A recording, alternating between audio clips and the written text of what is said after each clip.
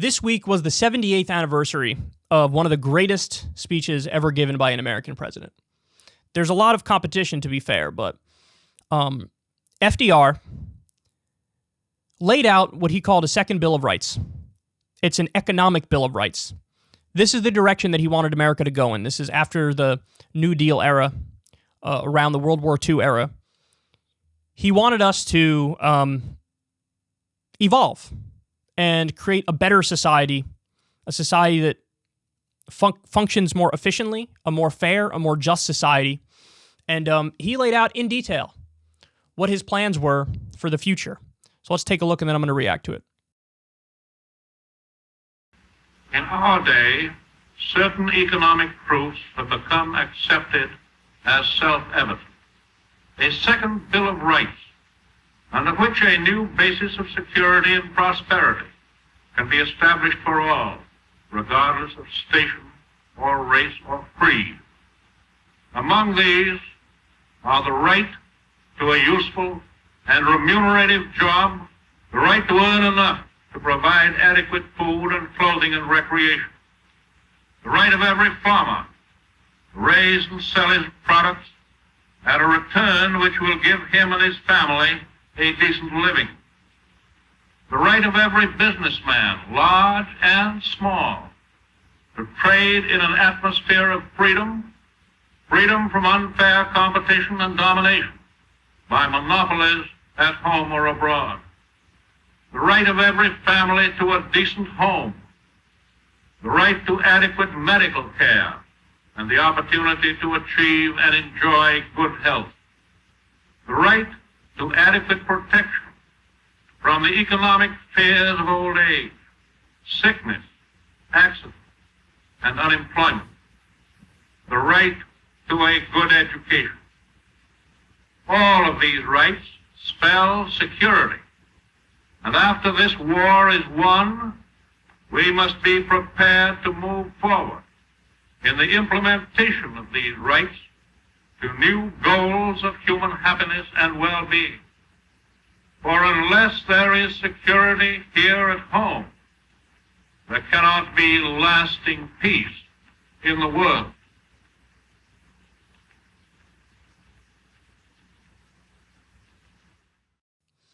FDR died soon thereafter, and he wasn't able to usher in his new vision. The second Bill of Rights is the following. Number one, a right to a job. It's a job guarantee. Number two, an adequate wage and decent living. That is a living wage law, so make the minimum wage a living wage, but it's also arguably the right to a union, which some Scandinavian countries have. A decent home, a right to a home. The fourth one is right to medical care, single-payer health care. Number five is economic protection during sickness, accident, old age, or unemployment. So it's a right if you're unemployed, sick, old, or you were in an accident. It's basically an expansion of Social Security. And number six, a right to a good education. That would include higher education, college, and also probably trade school as well. That was the second Bill of Rights laid out by FDR. This was before the end of the war. This was the vision he wanted to usher in. FDR won the presidency 4 times. This was before we had term limits. Term limits came as a reaction to FDR dominating elections. I don't remember the exact number, but the Democrats under FDR held like 70 or 80% of the seats in the House and the Senate. So here we have, Americans got a little taste of social democracy with FDR. A little taste. And it's all they voted for. He won 4 times. He had 70 or 80% of the House and the Senate under his control. He was able to usher in the New Deal era, save us from the Great Depression, and this was his vision moving forward. This speech and this platform has been wiped out of modern American memory. Nobody talks about it. Nobody talks about it when this is arguably, if not the greatest president in American history, one of the greatest presidents in American history. I guess maybe put Lincoln and Washington up there with him, but either the best or one of the best, saying, hey, here's the path forward, here's what we need to do. And here we are, decades and decades and decades and decades later, in the year 2022, and we haven't done any of those things. None of them. So the guy who was the most popular who won 4 elections, who dominated the House and the Senate, had a vision that was so popular that he destroyed all partisan divides. He did. He made it so people who, hey, I'm kind of conservative, but I like what he's doing. I'm on the left, I like what he's doing. I'm apolitical, but I like what he's doing. He's fixing the country. He's moving us in the right direction. We can get back to this. What FDR did here, what he talked about here, it really uncovers the current institutional rot in the Democratic Party and what neoliberalism and the new Democratic era has done to the Democratic brain. Ever since Bill Clinton and onwards, what we have is Republican light Democrats. That's what they are. The Democrats started taking big money from corporations and the military-industrial complex and the insurance companies. They started taking money from lobbyists and donors that previously only gave to Republicans. And what happened? That watered down the Democratic Party.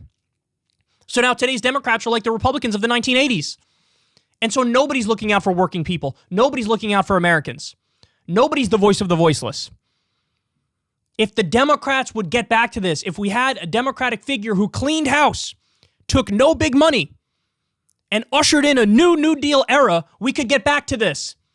And by the way, you would stop the embarrassment of perpetually losing to a cult. Donald Trump is a con man and a fraud and a charlatan, and he's amassed a cult of like 20 or 30% of the American population that won't leave his side no matter what. The only way you break the spell and you consistently defeat these people who believe in nothing, the Republican politicians in Washington, D.C. are bought and owned by corporate America, and all they do is culture war grievance garbage 24/7. They should be the easiest people to beat ever anywhere in history. And Democrats struggle to beat them, and every election is close. And the pendulum goes back and forth, back and forth, back and forth. FDR's rolling over in his grave. He could beat these guys with half his brain tied behind his back. This is the path forward. This is the path for the American people and for the Democratic Party. And if they embrace this, if they fight for this, we'll have another era where 70 or 80% of the people who are elected are Democrats, and a Democratic president will win back-to-back. Obviously, they can't do 4 terms anymore, because there's term limits now. But you could dominate a political era if you just do the right thing and represent the people, but they can't do that because the institutional barriers are that they're beholden to corporations over the voters, and that's why we are where we are right now. And this is the plain truth of the matter, and nobody else will tell you this. Nobody in mainstream media will point out the obvious, which is what everything I'm saying right now is obvious. It's so obvious. Anybody can see it. Anybody can deduce it. But nobody talks about it. And nobody knows it because this history has been buried. And because now you get this idea in your head of, well, better things really aren't possible. Best we could do is have Democrats in there, the lesser evil, and just do tweaks around the edges. No. And the younger generation is just waiting to hear this history. And the younger generation is waiting to get back to some sort of politics like this because they know it's bullshit.